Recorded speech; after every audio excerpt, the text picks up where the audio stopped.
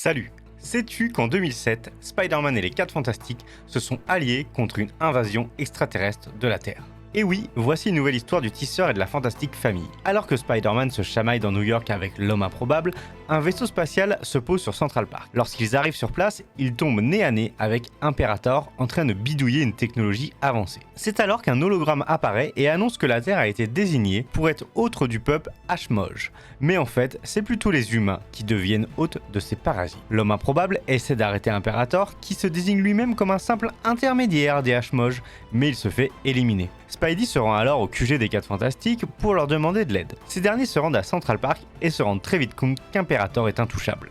Peter, lui, souhaite prévenir May et Mary Jane, mais il est déjà trop tard. Ces deux dernières sont devenues des hôtes pour les Ashmoj. C'est donc le début de l'épisode de la rage argent, en référence à la couleur que prennent les hôtes infectés. De plus en plus d'humains deviennent des hôtes, et nos héros ne veulent pas s'en prendre à eux. Monsieur Fantastique décide de son côté de partir dans l'espace pour en savoir plus sur les anciennes planètes hôtes des Ashmoj. En parallèle, Spidey et les Fantastiques se rendent compte que tous les humains présentant des pouvoirs ou des mutations ne semblent pas être sélectionnés pour devenir des hôtes, ce qui les arrange plutôt pas mal.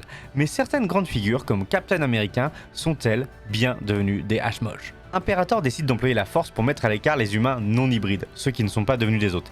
Il fait alors appel à des troupes d'insectoïdes tueurs. La bataille fait rage au cœur de New York, mais l'invasion ne faiblit pas. Nos héros décident de se rendre au mont Wundagore pour rencontrer le maître de l'évolution et chercher un moyen d'arrêter Imperator. Sur place, ils récupèrent une arme permettant de préserver l'intégrité génétique d'un peuple. Mais sans Reed Richards, Monsieur Fantastique, ils ne savent pas le réparer. Ils vont alors, contre toute attente, demander de l'aide au Docteur Fatalis. Alors que nos héros font de nouveau face à Imperator avec l'arme réparée, Monsieur Fantastique fait son retour après avoir récolté de nombreuses informations. S'ensuit une nouvelle bataille où l'homme improbable fait son retour et démontre sa capacité à se démultiplier. On apprend par la même occasion les motivations d'Imperator à servir les Ashmoj. Je vous laisse découvrir cela dans le récit. Imperator vaincu, il vient alors l'idée que l'homme improbable et sa capacité de multiplication pourraient devenir un hôte idéal pour les Ashmoj. Ils sont alors expulsés vers la planète d'Imperator et la Terre se retrouve libérée de la menace. L'histoire complète est disponible chez Panini Comics dans le premier numéro de la collection des Grandes Alliances.